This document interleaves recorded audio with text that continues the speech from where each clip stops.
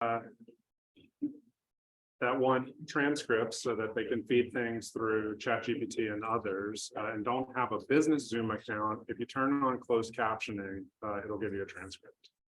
It's one of those silly little hacks where they've got to fix their product to stop giving stuff away. But it's a nice accessibility feature, so I'm not sure that they can really fix that one. Brilliant. So we are here for brass tacks, honing product management finances. This is the Toronto Product Management Association May meeting.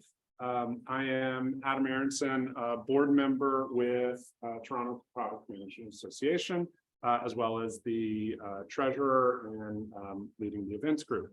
Our very esteemed panelists, Daniel and Amber, will introduce themselves in a moment to you all. I would love to get to the right screen. Let's begin this evening with a land acknowledgement. My MacBook Air is struggling a bit here. Backwards. Forgive me. So we acknowledge the land we are meeting on, the traditional territory of many nations, including the Mississauga of the Credit, the Anishinaabe, the Chippewa, the Haudenosaunee, and the Wendat peoples. It is now home to many diverse First Nations, Inuit, and Métis people. We also acknowledge that Toronto is covered by Treaty 13 with the Mississauga of the Credit. And for those online, you are likely on the lands of other people. I know we have members far and wide. One of our events volunteers actually dialing in from France this evening, his time and helping administer the online portion of this evening's program. Like to give a special thanks to our sponsors.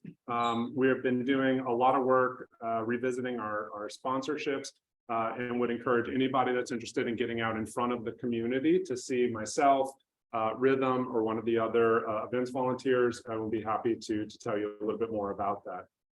With that, I would love to invite Anna from Verset up to tell you a bit about this beautiful space that we're in, as well as Verset, the organization. Thank you, Adam.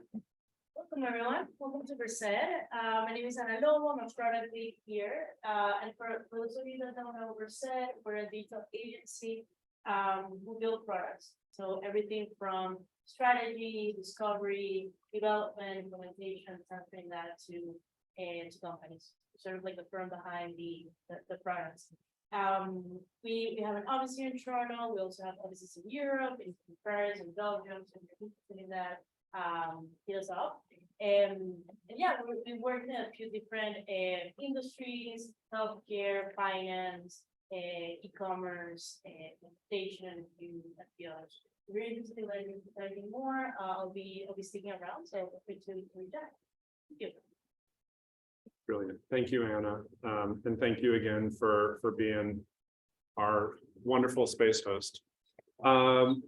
Our annual general meeting is coming up in a few weeks. We are a nonprofit membership organization. Everybody has an opportunity to vote. We need lots of participation in this event. If you've been to a recent event, you've heard this plea. We made our membership free. Awesome. Huge growth. Now we need hundreds and hundreds of people to participate in our AGM. So bring yourself, vote early, vote often, vote on behalf of your friends.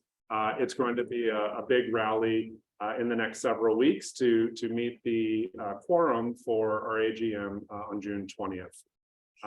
And then without further ado, I would love to get into tonight's event.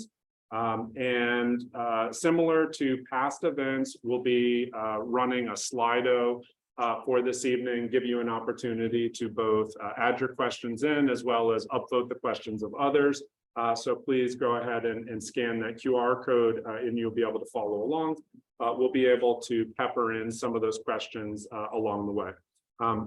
Thank you all so much for taking some time out of your busy lives. I know product managers are replete with amazing leisure time and just so much, but so, you know, the community loves coming together and learning about the professionals' deep experience. Could you tell us a little bit about yourselves, maybe just when did you finally get what finances were all about, perhaps as a youngster?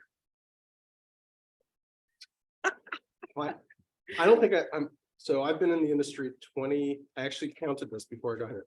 25 years this month was when I first did my first product management co-op. And in 25 years, I will tell you, I'm still a student when it comes to finance. So this is not, we'll have a conversation, but it'll be more from the perspective of a very long student in this. But the first time, I think when I was pretty young, and someone asked me, you don't, I think it was like my first or second year, and they said, you don't seem to know how this business works. And I'm like, this is a business?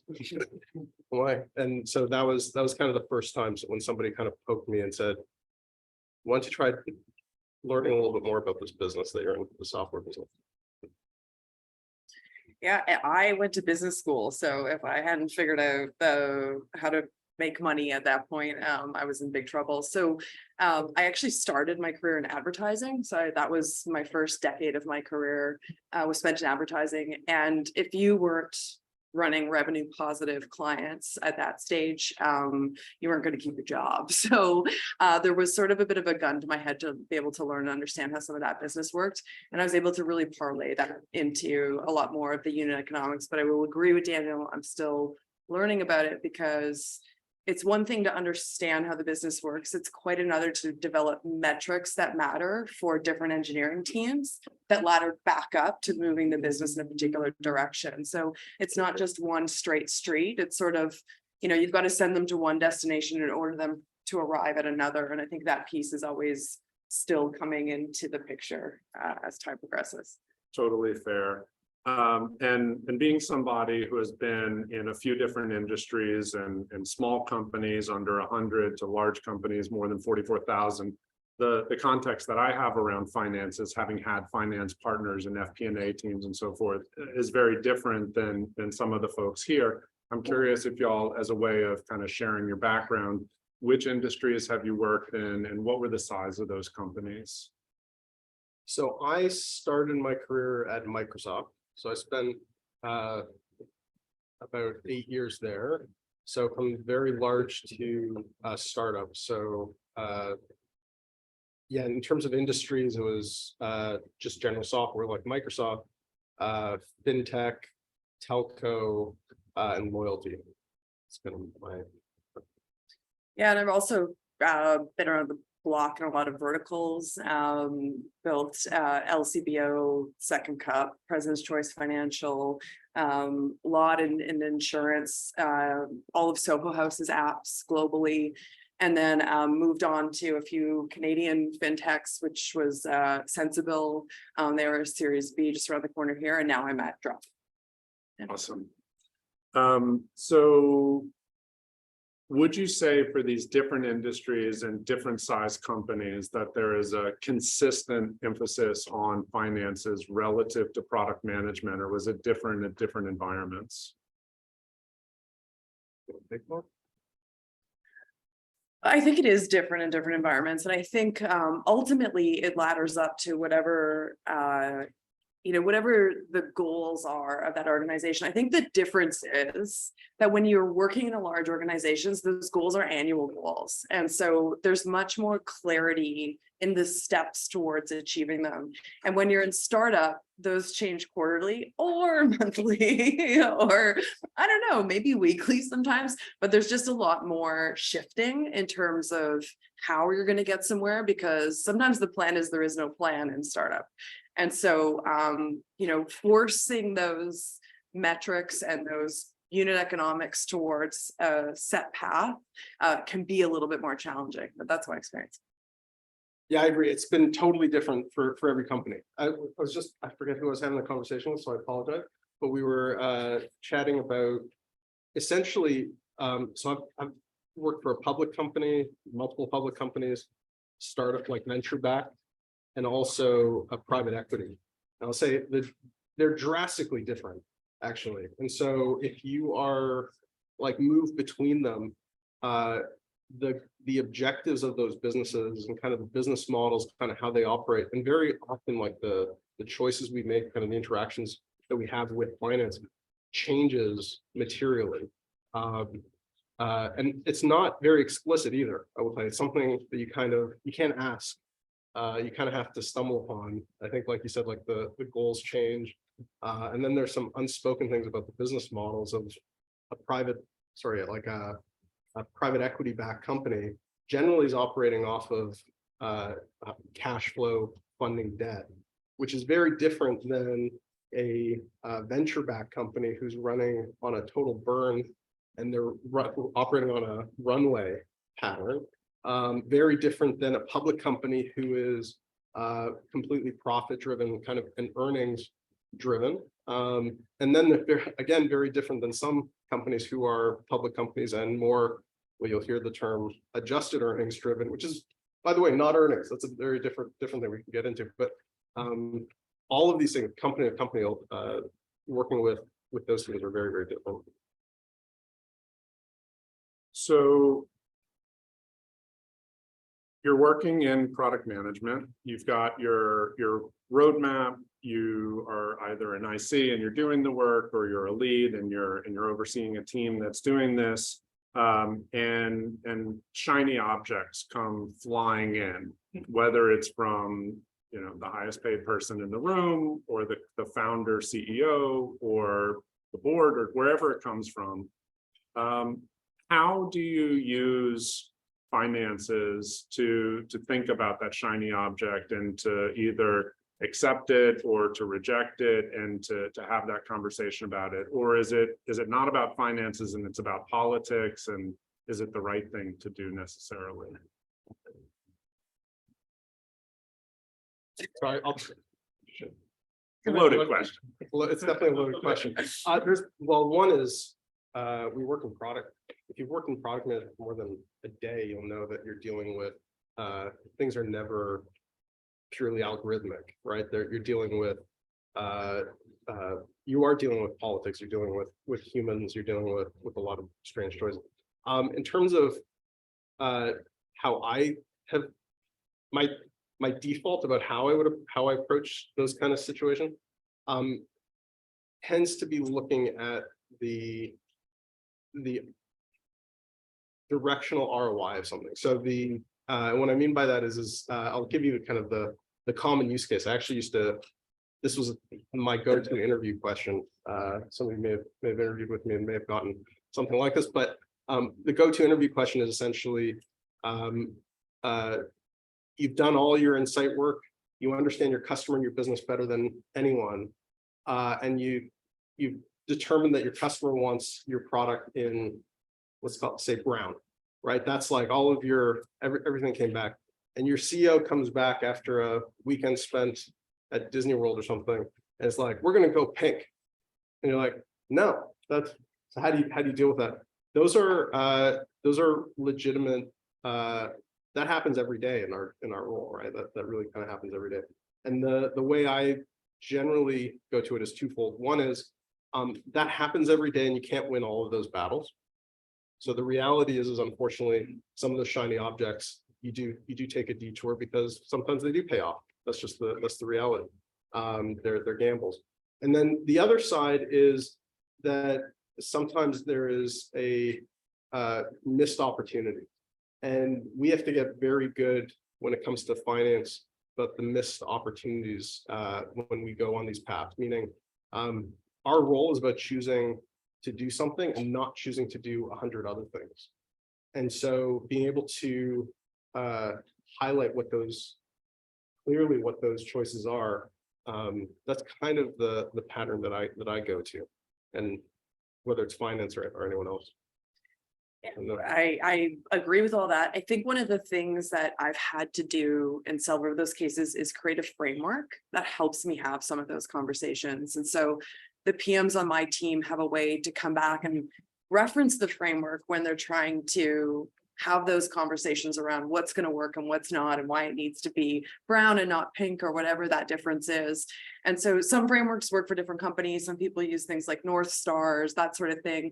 One of the ones that I really like, our business is a bit complicated, and so we used something called QQE, Airbnb's model actually, which is quality, quantity, and efficiency. And so we choose metrics that are going to measure each of those. And if we're asked to do something that isn't going to drive one of those indicators forward, then we've got a clear path to saying no. And so the frameworks really help us to ground some of those conversations, because it can be really hard to push back, and can be harder to push back when you're a smaller organization, your CEO is asking you, or whoever it is. And so that can really be helpful. And doesn't mean QQE has to work for everybody, but a framework that everyone's really clear on and that gets communicated around the org is definitely a real big step up to help out. I got a question for you then on that. Yeah. On that one is, so framework, yeah, totally. Yeah. Frameworks are go-to. I've seen those frameworks hacked a lot by the organization. So over time, like whether you're using like Rice or something else, the organizations figure out like how to reprioritize things, right? Like how to position something to score higher on these frameworks. Just Yeah. have you run into that? Well, so in QQE, if you're measuring quality or quantity or efficiency, that piece shouldn't be able to be gamed. Like you should be able to have clear, so like what falls under there? Is that now over wow? Is that, whatever those, depending on whether you're consumer facing or you're a B2B app, you're going to have different sort of metrics to support that, but those shouldn't be able to be gained. And if there's a brief that's associated, so the why is laddered up to a success metric on that brief that supports those, it's at least a little bit harder to do. But don't get me wrong, there's like the larger you grow, the more dispersed the team is, the easier it is. But hopefully you've got good gatekeepers along the way. Yeah.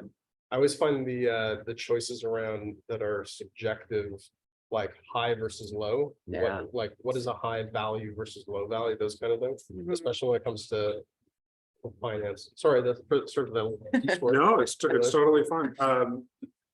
As y'all were discussing this, I was thinking oftentimes shiny objects come in as innovations. It's not necessarily an extension. It's a let's go and do this completely different thing because it's a hot moment, right? Like who here working in product management hasn't heard what we need for our product is generative AI, right? Like in the last 6 months, everyone's like, oh, obviously we need to go and build this integration and it'll be a whole new business that we're going to get into. So I think some of the risks in innovation and the unvalidated stuff and the time for proper discovery can be very distracting from what you're doing. So, and it can be hard with so many unknowns to like really clearly state what the outputs or the outcomes of that are going to be, such that it might neatly fit into a framework. So, one of the things that I like about finances is that they usually compute or don't compute and you have a pretty good answer, but product management has so many uncertainties to it.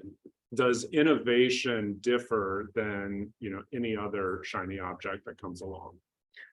Well, I think my thoughts on this are always, it's a bit of art and science mixed together, right? Like if there was a right and wrong answer to product management, then we would just all use our data science teams to figure that out, right? Like, so there's a part of it is art. And honestly, finance is literally black and white. So it also requires art, right? So it's this sort of, a good PM is like sitting there going like, well, I can get this metric to here. And that's enough that everyone's going to get bought into it. And if I go over here with it, even better. And if not, then we'll call this an experiment and we'll feel comfortable with the risk that we assumed. And I think it's really about finding that middle ground, because I mean, if you are writing a brief and you're expecting an output, to some degree that output's a bit bullshit because you don't actually know, right? But I think you've got to be able to have enough belief in the art of what product management is that it could come over the line. Yeah, I learned that kind of the hard way. I remember does everyone, I guess, how many of you actually work with the finance team in some respect?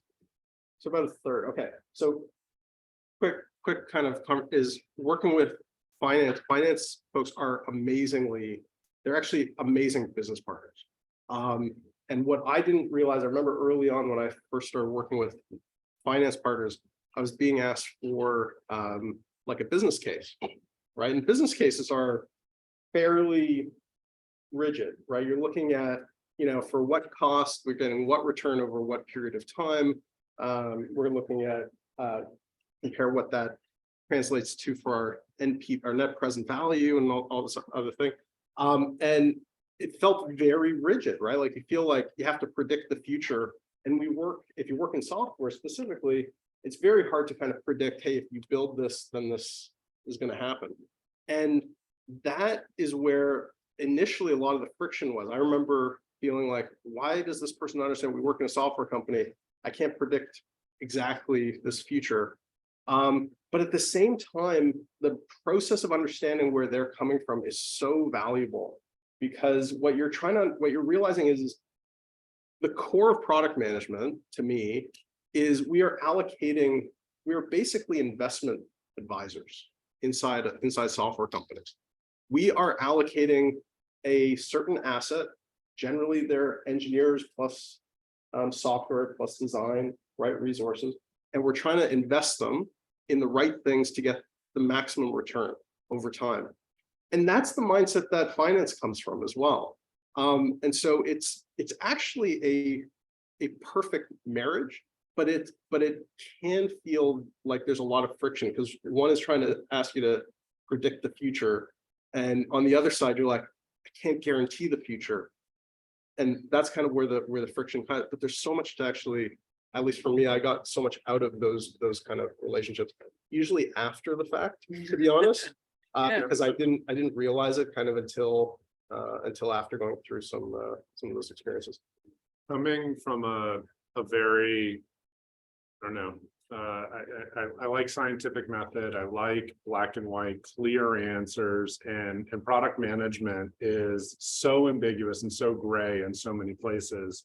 I think in an early relationship with finance, one of the best things to realize is like document your assumptions, right? Like lay down, what is this model telling me? What are the risks in this model? And kind of telling the whole story. I'm curious, how does that come through for you all? Are you using something like facts, assumptions, and beliefs? What is the language that you all use to express this, to not only show the certainty and the uncertainty, but like how reliable is this model going to be? I have rarely seen a highly reliable model. The value that kind of comes out of that process, I generally use kind of a business model approach. Like I've used kind of just traditional, we're investing this and we think this is kind of what we're getting out of it. The process itself is the value that I've gotten out of it. That mostly about the trade-off of like, oh, I'm not going to go do this other thing. This is why I'm betting on it, is because I think the value is highest coming back. So out of the process, it's more of a ROI kind of, hey, that we're going to put this amount of time, likely total estimate time plus minus 500%. Or this is kind of the business opportunity, and it's pointed at the biggest opportunity, I think. Yeah, I'm with you on there's not really a model for it. I don't think. Also, I don't, even if I had one, I don't know if it would apply to a lot of other people's business models. What I did do though was force a strong connection between our data science team and our finance team, and really try to take our product metrics, so things like ARPU, our monthly active users, and start to understand and analyze like what the relationship was between different unit economics, and what different actions we were taking was affecting some of those outputs. So it was less about us understanding at a financial level what was happening. I knew ARPU was a really important metric for us. I knew LTV to CAC was another really important one. One's a leading indicator, one's a lagging indicator. So how do I get a better handle on what those financials look like? And so having the data science team a part of those conversations actually helped us break things down in a really different in our consumer facing product. And so my levers that I could pull to hit those financial targets changed drastically with the introduction of this data science team, because my understanding was now very different from finances. So now I could talk to them about their goals through a very different lens of things that we were doing. And so I think that was a really good, TSM turning point for us in sort of our relationship, but also in me being able to say no to things, right? Because no is the most powerful tool we have in our toolkit as product people, because we are really helping to keep teams focused. And so that allowed me to use no as often as I could. Quick clarification there. Was your data science team working in the business or on the business in that example? What do you Like were they making the products and doing research around the product and productization, or were they Yes. doing financial analysis relative to application analytics and whatnot? They were focused on products, so they were embedded in our product teams, but we partnered them up with our finance teams to help us get a better unit economic understanding. Awesome. Yeah. For me, what I have much more of a B2B kind of so I should say exclusively B2B experience. So I'm really interested to hear more of the B2C. Oh, sorry, if you can't hear me. Sorry, I was saying I have much more of a B2B. I come from a B2B background. So it interests me always to learn more about on the B2C side. On the B2B side, a very common kind of conversation point is there's two kind of common conversations that happen over and over again at the micro and kind of the macro level. One is this: are we choosing? You're generally dealing with a much smaller customer set. You're generally dealing in hundreds and thousands versus hundreds of thousands or millions. So given that, am I building for a small number of customers, or am I building for a large number of customers? And those kind of trade-offs is like constant, right? And saying, and that's a very difficult thing on the B2B side because of the noise and the dynamics of a B2B software business. And that kind of shows up at like multiple levels, right? It shows up at the shiny object at an executive level, kind of board level. It shows up also kind of at that prioritization level, like all the way at the backlog choices.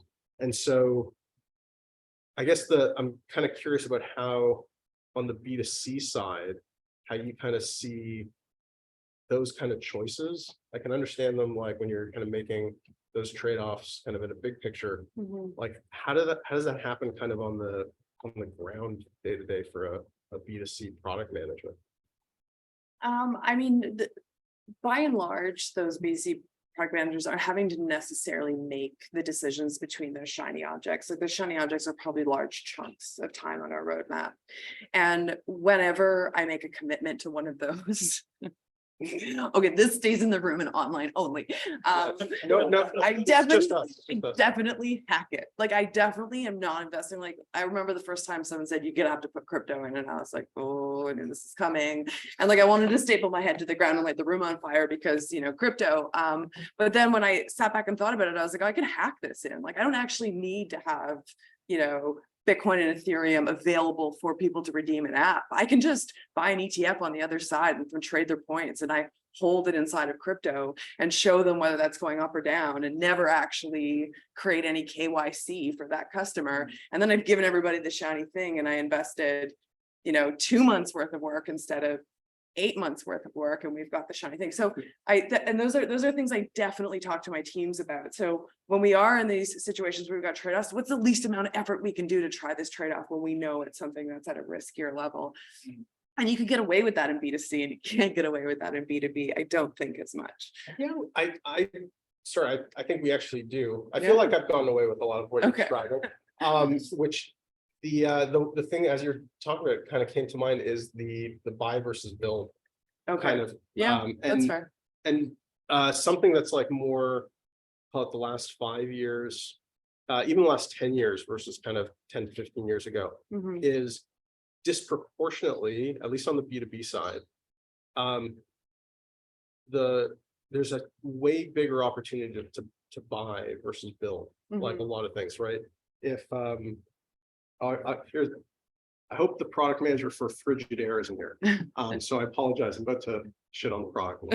I just bought a dehumidifier in the house. Okay.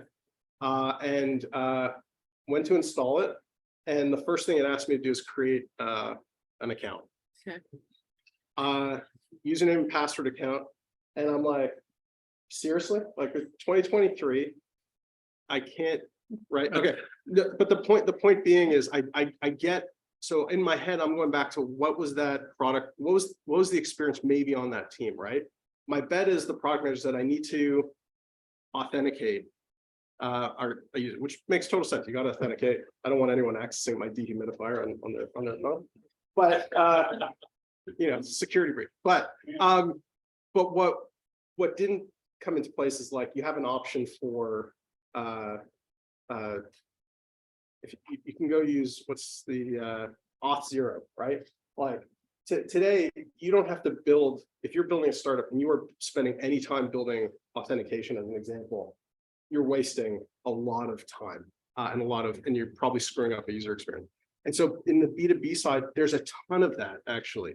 And so what I do see very often is kind of not seeing those opportunities is like integrations. Now, anyone's building an integration, you're probably wasting time. Authentication, messaging, all those things kind of go on and on.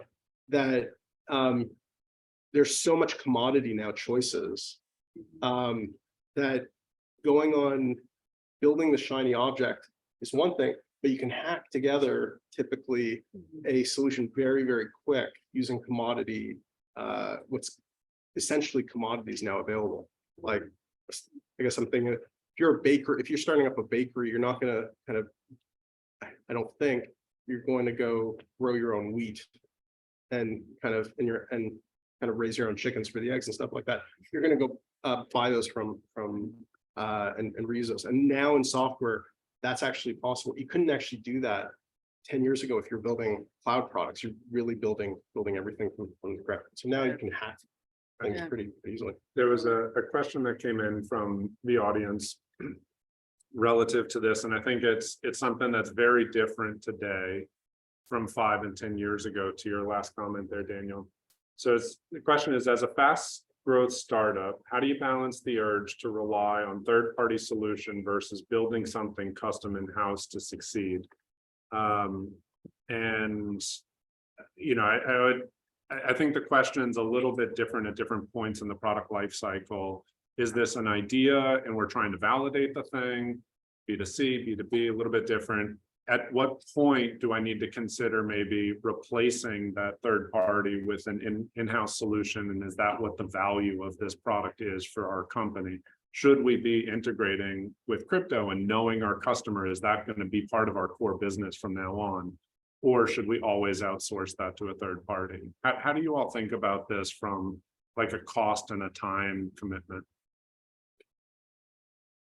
Oh, well, I think, I mean, welcome to 2023 where we're all in a bear market, and I don't think anyone has the resources to build anything unnecessary right now. I would say, you know, it's super easy to do trials with nearly any software out of the box right now. Trial it, run it that way, see if you can sign a low consumption plan. And I wouldn't be building anything from scratch that was unnecessary. I am 1,000% on agree with that. If you are this whole conversation about finance, if you want to have the best relationship with finance right now, and you are and your team are considering building something that is available off the shelf that is even like 80-90% close to what you need, yeah, it is a waste of money and a waste of resources, and not just the money. Like, there's no way that, so I should say there's no way in 70-80% of the cases, the thing that's available off the shelf will actually be better for you in the long run, for a couple of reasons. Again, not in every case, but it will be available, like, better for you. One, because you'll generally be able to get there faster, because it's available, generally, not always, but generally. And two, you don't have the long-term costs associated with maintaining it. And that's the side that most software companies don't realize. So when companies are shrinking right now, like a lot of companies are shrinking, not every company, but a lot of companies are shrinking, a huge cost is maintaining that code base that you're bringing forward. So generally, like back in napkin math that I use is for every 100 hours put into something, you're generally going to be spending about 25 hours of that annually to maintain it. So if you, that's, approximate, like don't, but if that's the case, if a team is shrunk by 50%, that cost doesn't go away. That's a fixed cost unless you're actually shrinking the code base down. So yeah, that is even more magnified going forward in terms of choices that you have to make. You actually, a team that went from say 100 people to 50 people on engineering team, let's say, is actually, assuming the code base is the same, it's continuing to grow, that is not a 50% impact. That is close to a third or more, sorry, 2/3 or more impact on new build in the future.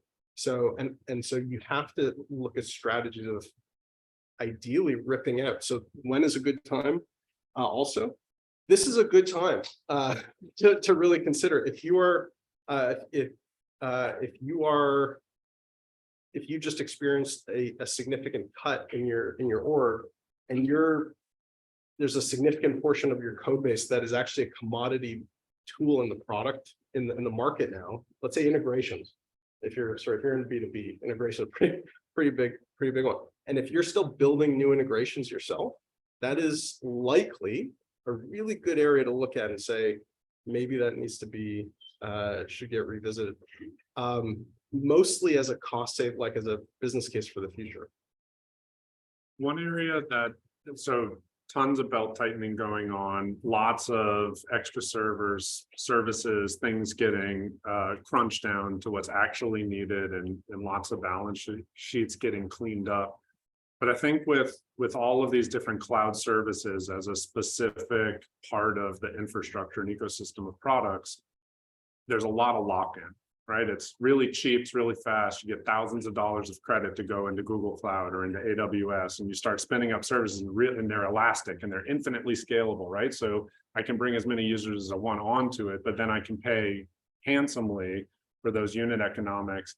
And I'm not saying that companies should go and rebuild all of that infrastructure that AWS or Google Cloud has, but have you all encountered this where you have buyer's remorse for having kind of committed to an infrastructure, and it ends up gobbling up product roadmap to be able to switch off of these easy, infinitely scalable services? Yeah, we're with AWS and Snowflake, and I can say like it's the exact same as my Bell home internet, because when it gets too high and you're like, hang on a second, Bell, I'm gonna cancel, and Bell's like, oh whoops, we'll take $50 off your bill every month. Well, Snowflake and Amazon are the same. Like, we were on lighting up our account managers saying like, do we have the best price on all of this stuff? And so I think like the first step on any of that is really hammering them, because there's room. That is like a fully margin business. So, AWS is keeping Amazon afloat, everybody. So I think that they can move a little bit on the prices. So I'd say the first thing is like, get scrappy and get crafty and really push those account executives beforehand. And the other thing is, and I think what you were mentioning earlier is like tech debt, right? Is the accumulation of tech debt and how much bandwidth your teams are being taken up with addressing all that tech debt. And so what's the right level of cleanup that has to happen in order to make sure that you're running more effectively? And I make sure that there's time planned for that on the roadmap, so that we're trying to actually move a little bit faster. And so we're keeping our housekeeping in order as a result of automating a little bit more. But I'd say that's like the easiest path and what we've been down, the road we've been down. If I understand the question, I have regretted way more building something from scratch than buying. Way more. Because generally the time sucked to go build it and get a return, get it in front of a customer, has typically been longer. And the mistakes that I've made has generally been on that, is not reading that right and saying like, oh, there was actually an opt-in. Can I take a small detour? Because we're talking about finance. how many, I'm gonna just, how many folks read financial statements? Awesome. Okay, so we're talking about finance. So there's a weird thing in software, and this is like, maybe we can jointly kind of dispel this and change this. But why is software, the software business has generally been a really exciting business to investors because of incredibly high gross margins, right? Incredibly high profitability, right? But particularly on gross margins, right? And gross profit. And that, why was that? Fundamentally, it's because software companies built their own stuff. They built it once, well, not once, they built it. And they weren't paying other companies. Like what we're talking about, this buy versus like sublicense, it didn't exist in software. Like you go back 30 years, you built software, shipped it on a disk, and your COGS was the cost of that disk. That was all your cost. Fast forward now, and there's still a big focus on trying to keep gross profits up. I am of the very strong opinion that we're reaching a point where the gross margins on software companies have a lot of room to shrink. The reason is because we disproportionately are pumping expenses into the operating costs of these businesses. So an example is if we decide to build versus buy, a conversation with a typical finance person in a software company might go, hey, we don't want to take a lower gross profit.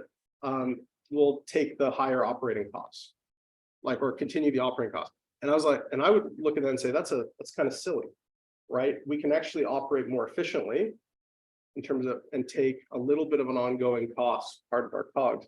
And so because I think there's changes just going on in the software space. And so this is kind of a friction space that I've run into from time to time, where there is a hold the line on very high gross margins, like 80-90% gross margins, because that's what the market wants to see. And the reality is that's actually based off of an old world, a world that has actually changed in the last decade. Anyway, so sorry, we can talk about fibers still. I think your last comments relate well to one of the topics that I wanted to get into around annual planning. So you're looking out a year, 2 years, you want to grow top line, you want to manage cost, you have your existing portfolio, you have your innovation stuff that might be coming in. You're thinking through all of the outcomes you want to achieve, all the initiatives that you could do with the resource that you have, or maybe it's the time to say growth at all costs, where new rounds coming in, or everything that we've done is coming up roses. Let's keep investing more. How does that conversation go? How are you thinking about the finances about this with your partners, and to what extent is finance as part of that strategic planning process? How's it gone in your experience? And part B, by the way, is what happens when interest rates go up 5% right in the middle. Yeah, and then Silicon Valley Bank collapses for a weekend. Yeah. I mean, I'll kind of address the first part. I don't think we're going to be in a growth at all costs mentality again for a really long time. I think those days have passed. I think we're in a very cost conscious market. And I mean, today, and actually it always has been, my CFO has been at the table with me planning yearly constantly. So we set financial targets first, and we all work our plans back together from those financial targets.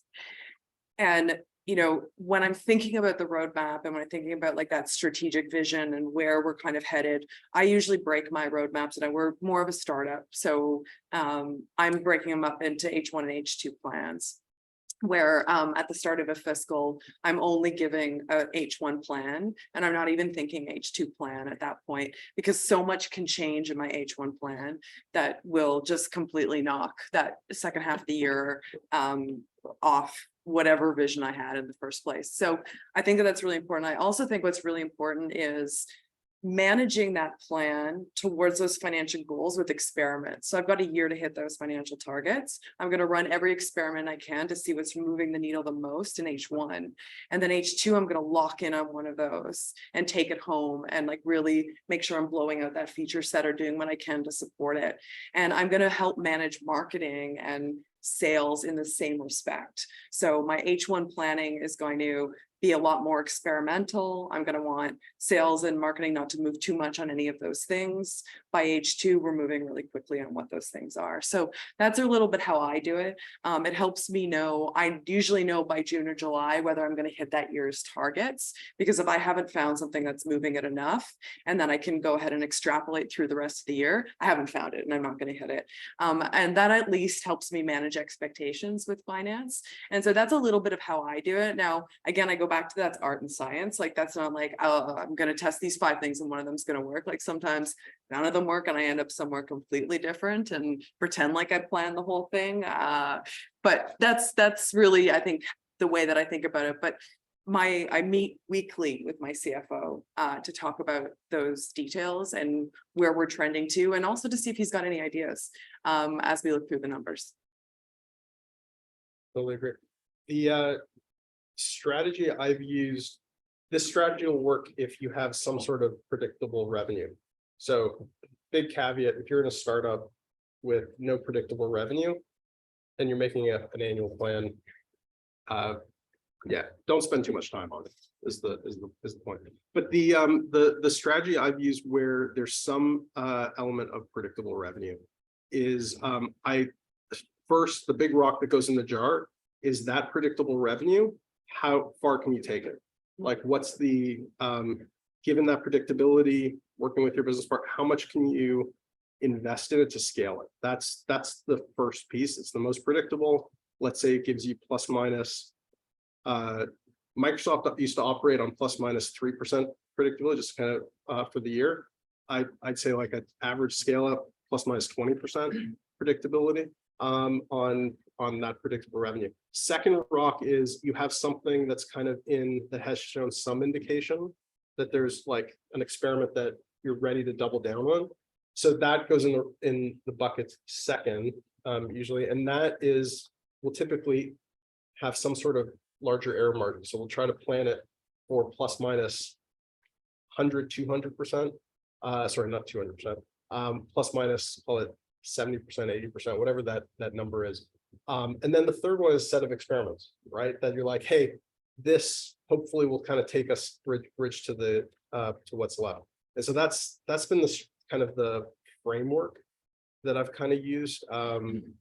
It's generally worked, and I completely agree with the for most companies, if you're not a company that's running at like 10 to 20% annual growth, you're doing something bigger than that. The last 4 years, if you plan for more than 6 months, every 6 months there was a new kind of grenade thrown into the industry. So yeah, so it was 6 months of a plan and then 12 months of a direction that I don't think it ever kept. Amber, I want to dig in on a part where you said you were leading with the financial projections. So Daniel described a little bit around the pieces that were more certain and then less certain. Do you do something similar, or like what's your process for receiving numbers and saying, yep, that makes sense, let's build up to this, or like, no, that's completely impossible and let me explain why? How does that conversation go? I think we have a very open conversation in our executive meetings with sales and marketing there as well, because their budgets, like marketing. So for our consumer side of the business, marketing spend completely impacts my ability to acquire new users. And if I don't acquire new users, I'm not hitting any new numbers regardless. So there's just some like really easy math for me to figure out. So I take marketing's budget and then I understand where sales is headed and what sales projections are. On the data side of my business, I also need to deeply understand where sales is headed and what their projections are. Now I can slice a piece of that off and I can say like, okay, sales team, here's what I think I can do to help you with that. So I'm really kind of backing out of their numbers to say, here's where I'm going to lean in. And then what I can do to support the movement of that. And so then that's how I'll kind of take it down a level deeper. Ultimately, I have no line item of revenue that falls out of either one, because those are actually sales numbers that come back and serve revenue, because we don't make money directly from our users. Our users don't pay for our application. We make money from merchants who advertise on our platform and provide us with offers. So, and then we sell data on the backside, we make money there. So it's a little bit of a different business model is sort of my point there, but that's the easiest way for me to draw and pull down pieces of that. Now, at the end of the year, it is kind of hard to keep me accountable to what those revenue numbers are, because which pieces did I slice off? But if I've been able to maintain the users that we've acquired. So if I've kept retention, rates up, if I've increased ARPU, if I've done a bunch of, then I have, made sure that I've contributed properly to those revenue forecasts. Awesome. Yeah. I think one of the things that's coming through in this conversation, B2B, B2C, in different size companies, and we haven't really talked about competition at all, but there's things that are in your control and out of your control, and I think having a very clear, transparent conversation about that with those partners helps go a really long way to saying, this is our plan, this is our forecast, this is our check-in, this is our evolution of it. And for each of you, it's obviously going to be quite different. I want to take, we're about 10 minutes left, take a little time to go through. So we're going to go in a few different directions with the questions that are here. So one of them is, what's your thoughts on offshoring part of a product organization within a business? It's the right thing for the business. It's the right thing for some businesses. Absolutely. It's not necessarily, it's a great, there is good cost savings. I've seen some businesses where it doesn't work, but I've seen a lot of businesses where it works. And there's, so for example, when you're dealing with offshore, I'm thinking about like, different time zone issues. And if that works for some businesses, that's fine. In some cases, there's other options like nearshoring, like folks, they're still in the same time zone, but maybe in a different geo. Yeah, I haven't had a tremendous amount of success in that. In fact, I have like horror stories.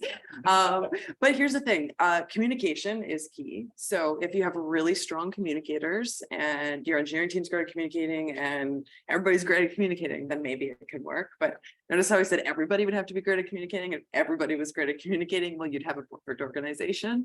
So I think it's a bit of a stretch. But I mean, that being said, maybe I just haven't been around the right teams for it. But I think teams that are naturally really good remote, this works well for the organizations that pre-pandemic were not good at operating remotely, had a very bad experience with offshoring. And it mostly had nothing to do with the offshore, it had to do with just the culture of how they And just to clarify, this is offshoring part of the product group or the trio as compared to, say, engineering partners or quality partners. Yeah. Okay. All right. So go in a different direction. What's the right balance between building a future-proof product versus getting something out there different from a financial perspective? That's it. So should you keep scaling your current product and future-proof it, or should you get something else out there and continue innovating and introducing new products? So I think those are two very different problems. I don't think it's an either or. I don't know how you feel. yeah, I would agree. Yeah. What might be some of the financial considerations that you would think of? Like, I've got this thing that's working and I could grow it, or I need to, now is the time that I need to innovate. Okay, so if you have something that's working, let's take startup success. So lots of people work at startups, right? The odds of a startup success it's very hard to build a successful startup. Very, very hard.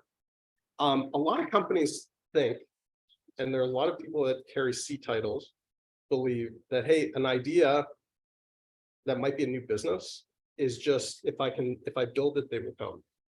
And no, even at the largest companies, if you're having a new idea, it's still a startup. Like, it's still a startup kind of idea. You get to leverage the brand, so you have a little bit of a leg up.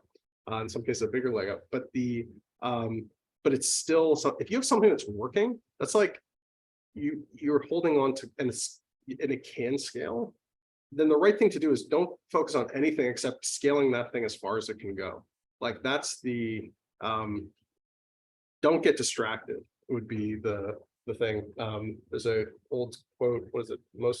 I had a board member who taught me this quote. I think it's from someone else, so I don't want to give credit, but it's so true, is most startups fail from indigestion, not from starvation. And it is so true. So if whoever's kind of that question is coming from, if they're, deciding, or they think that they need to do more, but they have something that's actually can scale, I would say don't focus on anything else, just scale the thing that's working. Yeah, I agree. That's what he said.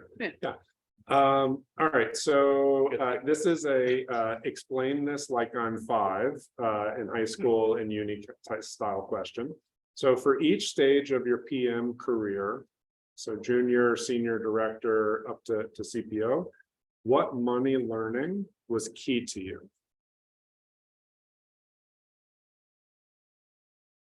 It's all you.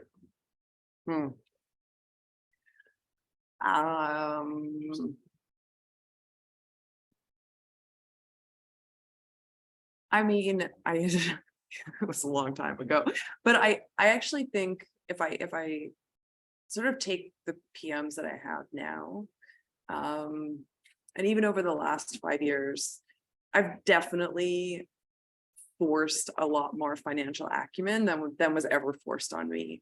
So understanding our financial statements. So, like at all hands, like some companies do quarterly all hands or whatever, and there's a set of financial statements that go up and it's on screen for 5 minutes. Everyone circles like, here's the green numbers, and then oops, here's 2 of the red ones, and the rest is all great. And I think like that's actually doing a very big disservice to the whole organization. And I think really taking time to go through those financial statements and starting there.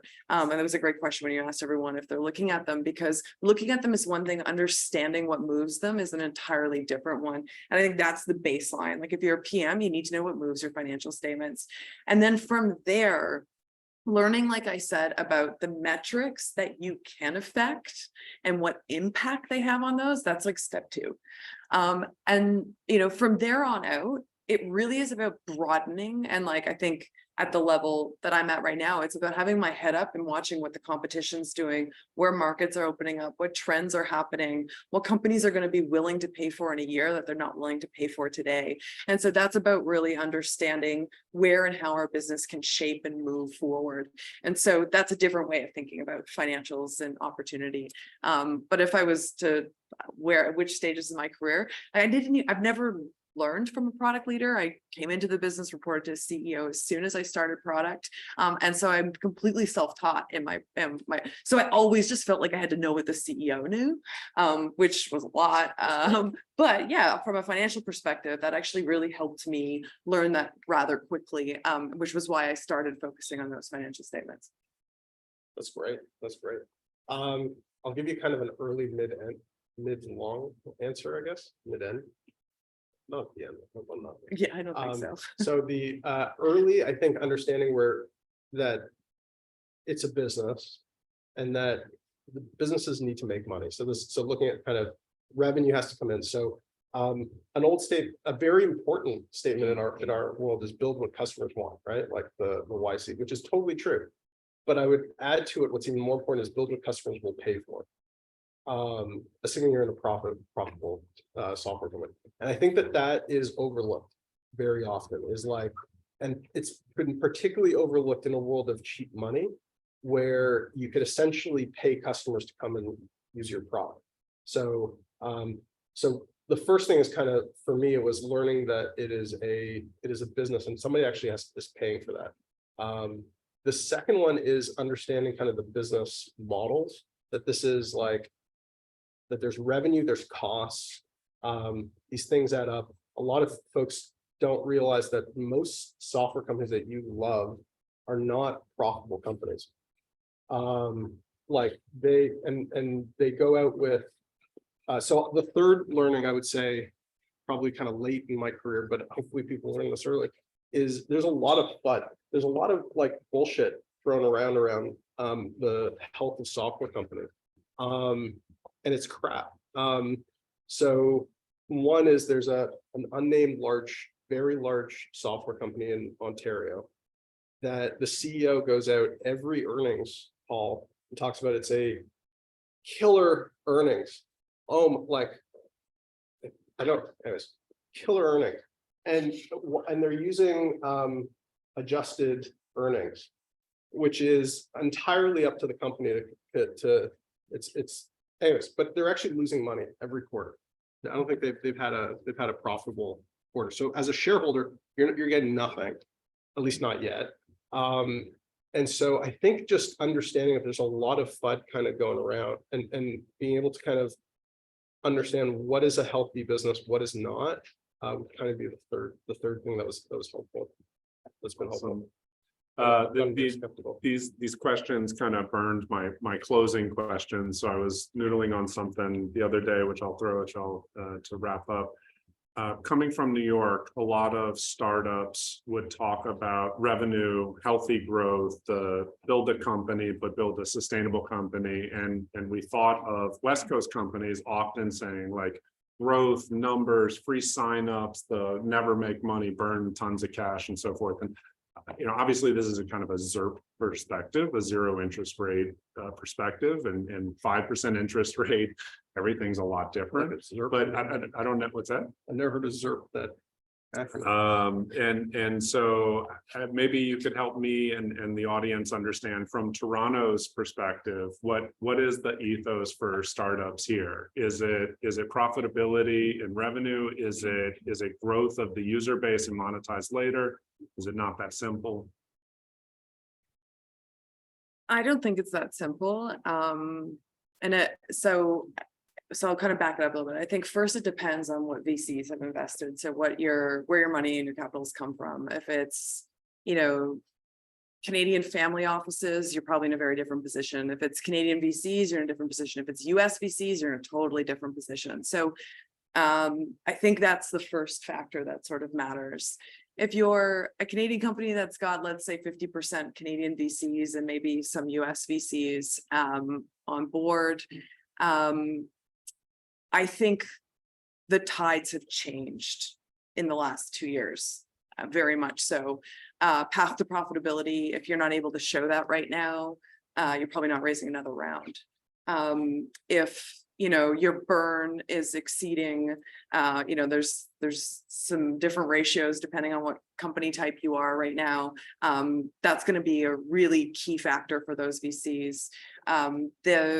If you're in a consumer facing business right now, your LTV to CAC is everything. If you don't know what LTV to CAC is, lifetime value of your customer, that can be calculated in a whole bunch of different ways, and your cost of customer acquisition.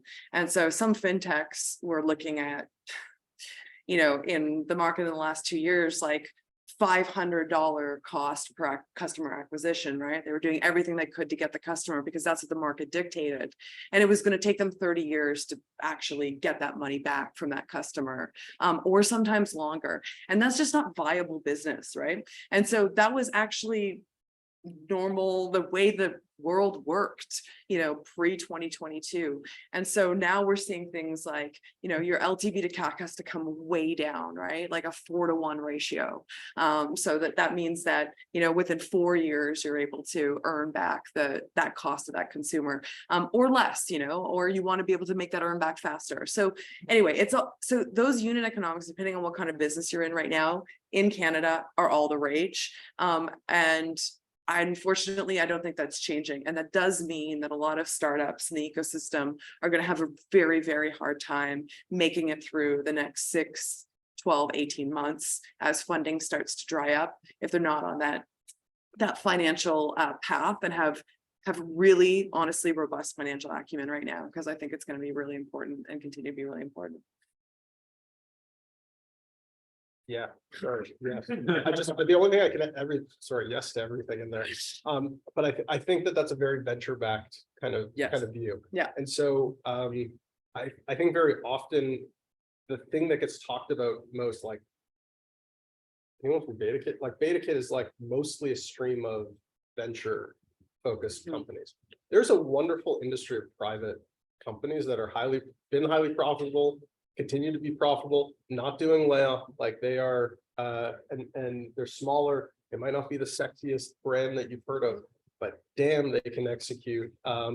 And I think that the story and I've spoken to a couple of VCs, and there's almost like oh, that they've got it right. Like they're now pivoting similar to the much more focus on profitability, much more, at least a path to that. It's okay for a company to be losing money for a period of time. Like, don't hear me like that. Like that makes a lot of sense. But at some point, companies need to be profitable. They need to be returning value to their investors. Otherwise, they're really just it's more of a gamble than it is a business, right? Actually, if you could do one thing, go back and read Warren Buffett's annual letter, shareholder letters. Fantastic. You're going to learn a ton off that if you've never done that. But yeah, there's just a much bigger focus on just business fundamentals. And I started with, I've been 25 years. 25 years ago, the conversation we were having in late 90s, early 2000s was not about companies that weren't profitable. It was about all these .coms that had no revenue, not a penny flowing in. They owned a .com, like there was a big land grab on domains, and there was a million companies that were spending money and like literally they didn't even know how they were going to make money. And then like there's a big pivot to ad tech in a big way. It's like, oh, that was kind of the answer to everybody. It's like we're just getting eyeballs and it's going to be ad tech. There was an answer. There was a big bubble burst. People like, oh, businesses should have revenue. Okay, so the industry learned. And I think what's happening now is the industry's learning you need revenue. Oh, and you also need profitability, if not a clear path to profitability. And so that's probably the new norm that I think we'll follow. A very timely topic and conversation. Can we get a huge round of applause for